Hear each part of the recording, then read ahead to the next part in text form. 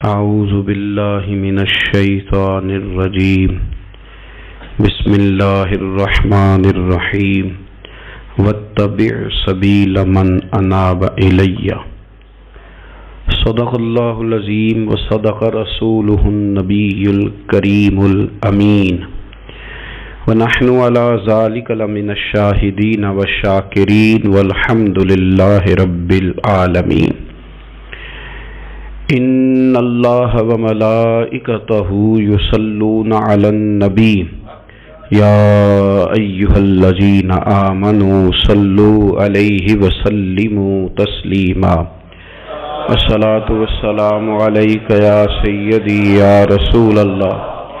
وعلی آلک واصحابک یا سیدی یا حبیب اللہ الصلاۃ والسلام علیک یا سیدی یا نبی اللہ وعلی آلک واصحابک یا حبیب اللہ۔ حمد و صلاۃ کے بعد 22 جمادی الثانی امیر المومنین خلیفۃ المسلمین، اور یہ غور کرنے والے لفظ ہیں کہ افضل البشر بعد الانبیاء، خلیفہ اول بلا فصل حضرت سیدنا ابو بکر صدیق رضی اللہ تعالیٰ عنہ کا یوم وصال ہے۔ دنیا کے اندر کچھ لوگ ایسے ہوتے ہیں جو ہر معاملے میں قائد اور لیڈر ہوتے ہیں، جن کا درجہ ہمیشہ امامت کا رہتا ہے، جو لوگ دنیا کے اندر ہمیشہ مقتدا اور پیشوا کی حیثیت سے جانے اور پہچانے جاتے ہیں۔ اور دو قسم کی دنیا کے اندر قیادتیں ہوتی ہیں، ایک قیادت ہوتی ہے سیاسی، انقلابی، ملی، قومی، ایک قیادت ہوتی ہے روحانی، ایک قیادت ہوتی ہے فکری، ایک قیادت ہوتی ہے اس طرح کی کہ بندہ کچھ کر جائے اور لوگ اس کے پیچھے پیچھے چلیں تو ان کی تربیت ہوتی رہے، وہ یقین کامل کی دولت بانٹتا رہے، اس کو دیکھنے والے، پڑھنے والے، سننے والے جب بھی اس کے قریب جائیں ان کے اندر کوئی ذوق ہی بیدار ہو، جب بھی اس کو سنیں، اس کو دیکھیں تو ان کی طبیعت میں کوئی نیا نکھار ہی پیدا ہو۔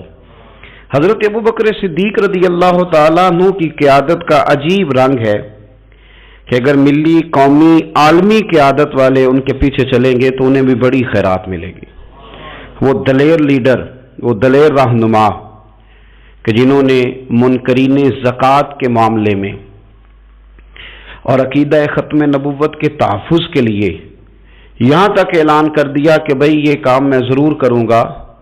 چاہے میں مدینہ شریف میں اکیلا رہ جاؤں مدینہ منورہ میں، اور جنگل کے درندے آ کے میری بوٹیاں نوچ کے لے جائیں تو پھر بھی قیادت چونکہ میرے ذمے ہے تو میں سب کچھ قربان کر کے بھی دین متین کا تحفظ کروں گا۔ یہ ہے ان کی وہ قیادت جس کے پیچھے پھر لوگ چلے۔ لیکن ایک تو یہ تاریخ ہے کہ ایک مضبوط اعصاب والے قائد، اور ایک تاریخ یہ ہے بڑے بڑے لوگوں کو دنیا میں وفادار کہا گیا، بڑے بڑے لوگوں کو عاشق کہا گیا، بڑے بڑے لوگوں کو کہا گیا کہ یہ فنا ہے اپنے محبوب کی محبت میں، بڑے بڑے لوگوں کو کہا گیا کہ ان سے بڑھ کے ادب والا کوئی نہیں۔ لیکن تاریخ لکھنے والے اور قوموں کے حالات قلم بند کرنے والے اور لوگوں کو ادب کا، عشق کا، وفا کا پیغام دینے والے جب بھی قلم اٹھاتے ہیں اور وفا کی وہ حد تک جانے لگتے ہیں تو انہیں سب سے پہلے جو نام نظر آتا ہے وہ حضرت ابو بکر صدیق کا ہے۔ وفا بھی ختم ہے، ادب بھی ختم ہے، عشق بھی ختم ہے۔ کوئی دنیا کی تاریخ جس میں ادب لکھا جائے گا وہ محتاج رہے گی کہ اسے خیرات صرف حضرت صدیق اکبر کے دروازے سے ملے گی۔ وفاداری ہو، ادب ہو، عشق ہو، جانثاری ہو۔ یہ لوگ بڑا کچھ دیکھ داکھ کے چلتے ہیں، لیکن اقبال جیسے لوگ کہنے لگے جس بندے نے ختم کر دی ہے بات، ختم بس کر دی کہ اس سے آگے ہماری کائنات ختم ہو جاتی ہے، بس وہ جناب صدیق اکبر کی ذات ہے۔ انہوں نے لوگوں کو بتایا کہ ہماری دنیا شروع بھی مدینے والے محبوب کے قدموں سے ہوتی ہے اور ختم بھی مدینے والے محبوب کے قدموں میں۔ صدیق کے لیے ہے خدا کا رسول اور بس ختم ہو گئی بات۔ تو حضرت ابو بکر صدیق رضی اللہ تعالیٰ عنہ کی زندگی کو پڑھنا، ان کے احوال کو جاننا ادب والے لوگوں کے لیے، عشق والے لوگوں کے لیے، اتباع والے لوگوں کے لیے، سید عالم میرے پیارے حبیب صلی اللہ علیہ وسلم کے نقش قدم چلنے والے لوگوں کے لیے بڑا ہی ضروری ہے۔ وہ جتنی دیر تک حضرت صدیق اکبر رضی اللہ تعالیٰ عنہ کو پڑھیں گے نہیں، سمجھیں گے نہیں، اتنی دیر تک پتہ نہیں چلے گا کہ حضور کا ادب کیسے کرنا ہے، حضور کی اتباع کیسے کرنی ہے، اور محبوب سے محبت کیسے کرنی ہے۔ یہ ضروری کام ہے۔ قرآن مجید فرقان حمید میں اللہ کریم نے ارشاد فرمایا، سورہ لقمان کے اندر فرمایا وَاتَّبِعْ سَبِيلَ مَنْ أَنَابَ إِلَيَّ، فرمایا کہ اس کے رستے پہ چلو، اس کی راہ پہ چلو جو میری طرف رجوع لایا ہے، جس نے میری طرف رجوع کیا اس کے پیچھے چلو۔ علامہ سید محمود آلوسی رحمۃ اللہ علیہ صاحب تفسیر روح المعانی فرماتے ہیں کہ یہ آیت تب نازل ہوئی تھی جب جناب صدیق اکبر نے کلمہ پڑھا تھا۔ آدمی جس لیول کا ہوتا ہے اس کی دوستیاں بھی اسی طرح کی ہوتی ہیں، اور جب کوئی بڑا آدمی کسی دینی اسلامی روحانی زندگی کو اپناتا ہے تو اس کے پیچھے چلنے والے بھی وہ زندگی اپنا لیتے ہیں۔ اسی لیے کہا گیا کہ لوگ اپنے سرداروں کے مذہب پہ ہوتے ہیں۔ حضرت سیدنا ابو بکر صدیق رضی اللہ تعالیٰ عنہ نے کلمہ پڑھا تو صاحب تفسیر روح المعانی ارشاد فرماتے ہیں کہ یہ بڑے گہرے دوست تھے حضرت ابو بکر صدیق کے، جو تاجر تھے نا بڑے بڑے مکے کے، چونکہ جناب صدیق اکبر بھی تاجر تھے۔ یہ تاجر سارے دوست تھے حضرت صدیق اکبر کے۔ کون کون؟ حضرت سیدنا عبد الرحمن ابن عوف رضی اللہ تعالیٰ عنہ، حضرت عثمان غنی رضی اللہ تعالیٰ عنہ، حضرت زبیر بن عوام رضی اللہ تعالیٰ عنہ، حضرت طلحہ بن عبید اللہ رضی اللہ تعالیٰ، یہ سارے لوگ حضرت صدیق اکبر رضی اللہ تعالیٰ عنہ کے دوست تھے۔ حضرت سعید بن زید رضی اللہ تعالیٰ عنہ، یہ سارے لوگ تاجر تھے۔ تو جب پتہ چلا نا کہ ایک بڑے تاجر نے حضرت ابو بکر صدیق رضی اللہ تعالیٰ عنہ نے کلمہ پڑھ لیا ہے تو یہ خبر جنگل کی آگ کی طرح پھیل گئی، ہر آدمی تک بات پہنچ گئی، ہر شخص نے اس بات کو سن لیا۔ اب وہ سارے لوگ تصدیق کرنے کے لیے کہ یار بڑا سیاںا بندہ ہے، بڑا سمجھدار آدمی ہے، تاجروں میں اس کا بڑا نام ہے،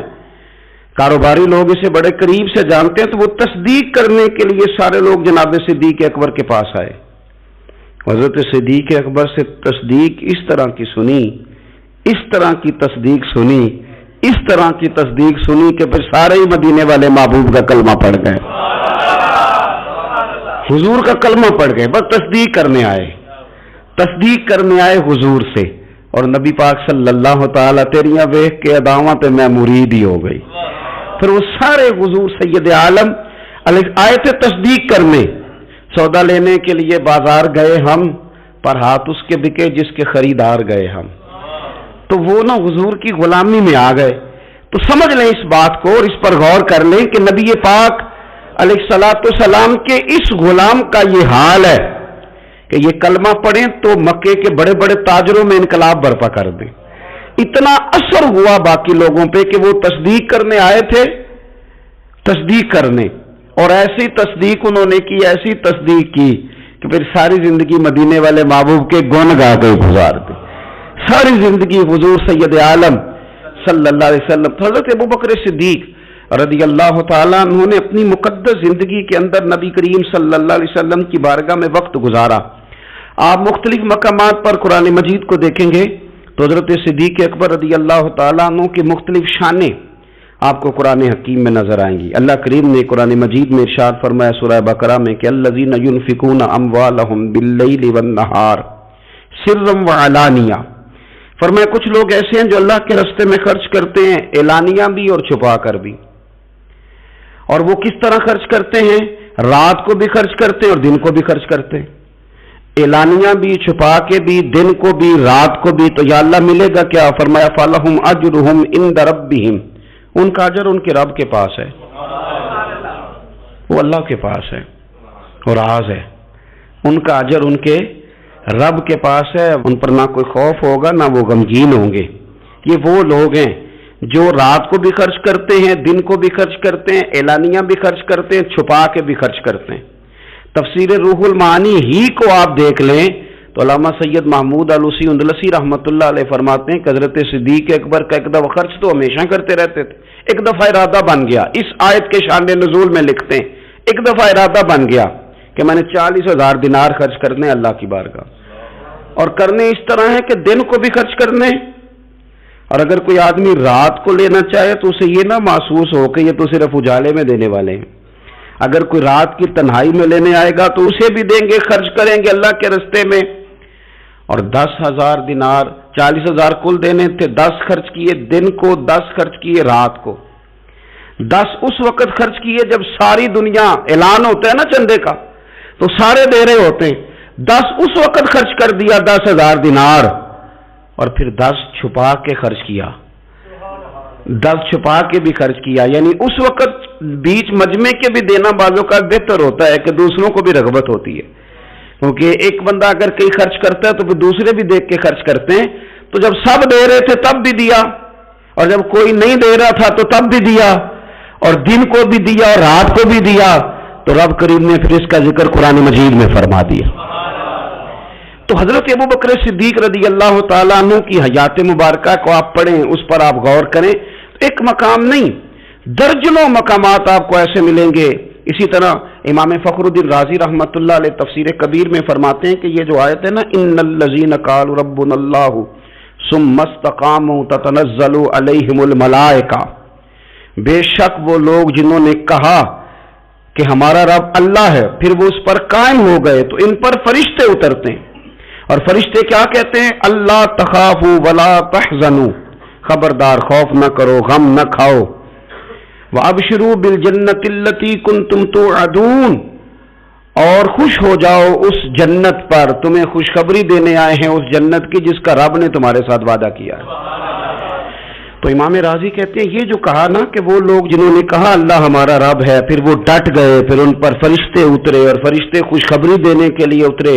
فرمایا یہ بھی حضرت ابو بکر صدیق کی شان میں نازل ہوئی ہے۔ اس لیے کہ حضرت صدیق اکبر نے اس وقت کلمہ پڑھا تھا جب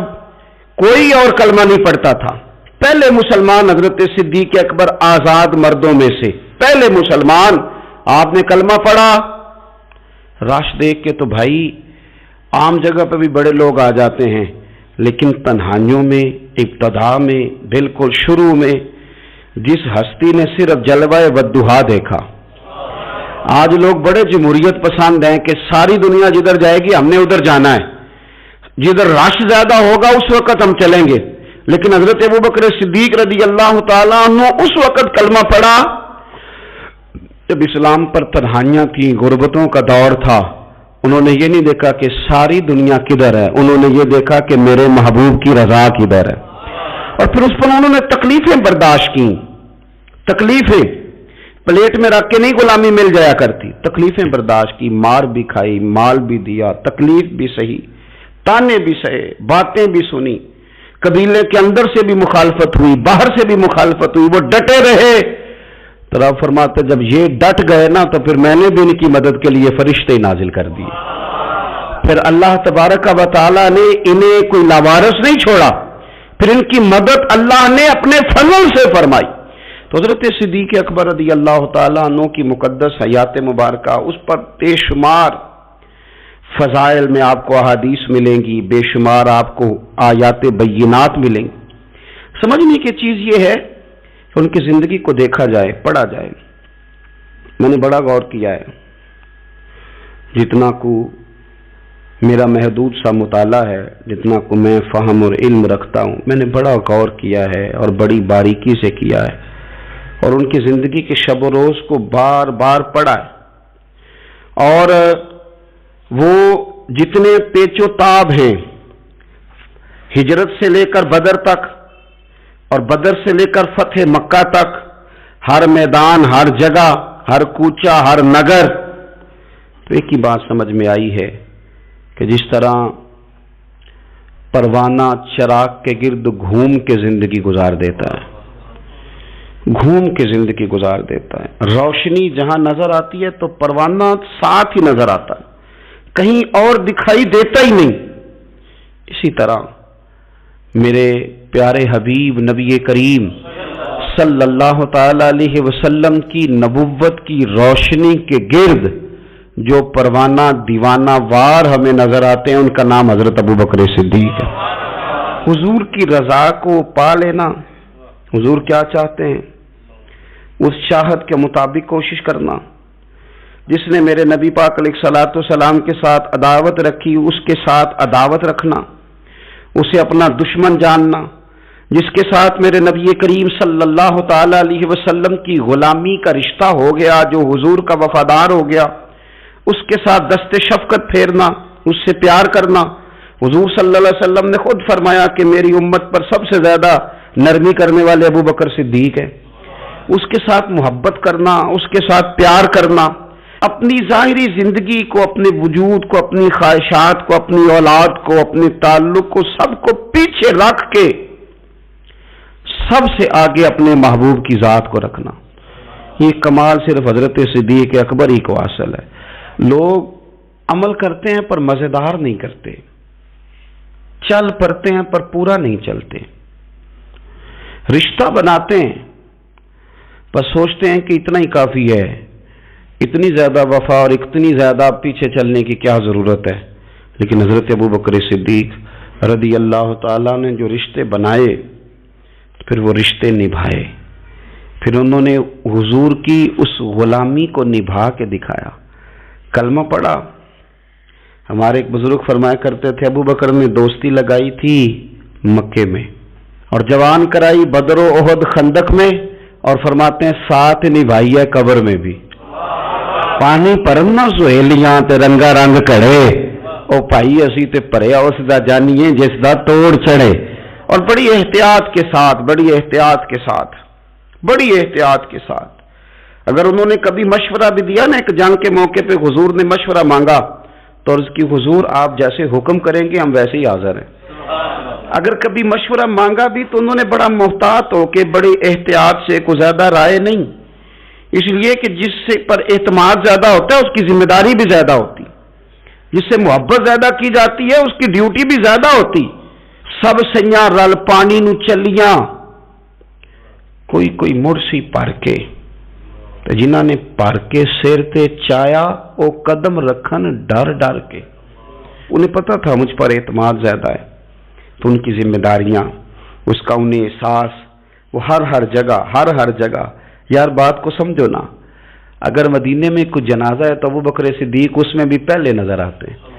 اگر مریض کی عیادت کرنی ہے تو صدیق اکبر اس میں بھی پہلے نظر آتے ہیں، اگر کسی جگہ کسی غریب کی مسکین کی خدمت کرنی ہے تو صدیق اکبر وہاں بھی پہلے نظر آتے ہیں، اور میرے مدینے والے محبوب نماز پڑھانے کے لیے کھڑے ہوتے ہیں تو صف میں بھی پہلے نظر آتے ہیں۔ انہیں پتہ تھا کہ جنہوں نے پر کے سر تے چایا اور قدم رکھن ڈر ڈر کے، بڑی ڈیوٹی کی، بڑی ڈیوٹی، آخر دن تک ڈیوٹی کی اور کھول کے کی۔ اور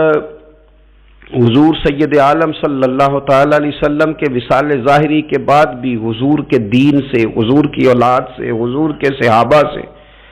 نبی کریم صلی اللہ تعالی علیہ وسلم کے مشن سے انہوں نے وفاداری والی ڈیوٹی کی۔ اور ابوبکر صدیق رضی اللہ تعالیٰ عنہ کو جب نور والے کفن میں لوگ تدفین کے لیے اٹھا رہے تھے، اور جب ان کی اس وصیت پر عمل کیا جا رہا تھا کہ مجھے نا فوراً نہ میری قبر کھودنا حضور کے ساتھ، پہلے پوچھ لینا، پہلے گواہی لے لینا، پہلے او لے سجنا اساں توڑ نہیں پائی، اساں جان دیتی راہ تیرے۔ حضرت ابوبکر صدیق رضی اللہ تعالیٰ عنہ نے اپنی زندگی وفاداری والی گزاری۔ دعا کریں ہم نے بھی جہاں لگائی ہے نا ہماری نبھ جائے، ہمارا نہ کسی جگہ کوئی ایسا معاملہ نہ بن جائے، ہم نہ نبھانے کے قابل ہو جائیں، کچھ ایسا نہ ہو جائے کہ جس میں معاملہ تکلیف والا ہو، ہم نہ طے کر جائیں۔ بڑی بڑی آندھیاں آتی ہیں، بڑے بڑے طوفان اٹھتے ہیں، بڑے بڑے دھوپ چھاؤں کے معاملات ہوتے ہیں۔ دعا کرو کہ جہاں جہاں ہم پر اعتماد کیا جاتا ہے، پیار کیا جاتا ہے، ہم اسے نبھا سکیں۔ میرے رسول کریم صلی اللہ تعالی علیہ وآلہ وسلم کے اس غلام نے ڈیوٹی اس ترتیب سے دی کہ مشکات میں حدیث ہے، ذرا انداز دیکھیے گا اس روایت کا، ان کی نیکیاں کس طرح گنی جائیں۔ یعنی حضرت ابو بکر صدیق رضی اللہ تعالیٰ عنہ کی عظمت شروع کہاں سے کی جائے، اس عظمت کے لیے عنوان کہاں باندھا جائے، ان کی زندگی کا کون سا پہلو ہے جس کا تذکرہ چھیڑا جائے اور ان کی وفا کا ذکر کیا جائے، ان کی اتباع کا ذکر کیا جائے، ان کی غلامی کا ذکر کیا جائے، ان کے فنا فی رسول صلی اللہ علیہ وسلم ہونے کا ذکر کیا جائے، کہاں سے بات شروع کی جائے؟ میں نے تفسیر روح البیان دیکھ رہا تھا، یعنی کچھ باتیں ایسی ہیں کہ یہ موقع نہیں تھا یار، یہاں یہ والی باتیں تو نہیں نہ ہوتی. یعنی اماں جب لاڈ سے پتر سے بات کرتی ہے تو روٹین میں کرتی ہے نا، گھر میں بیٹھے کتنا پیارا ہے میرا بیٹا، میرا پتر بڑا بیبا ہے، وہ گھر میں لاڈ سے بات کرتی ہے. جب وہ سفر پہ انسان جا رہا ہو یا کوئی ایمرجنسی حالات ہوں تو اس موقع پر لاڈ کی باتیں نہیں ہوتی،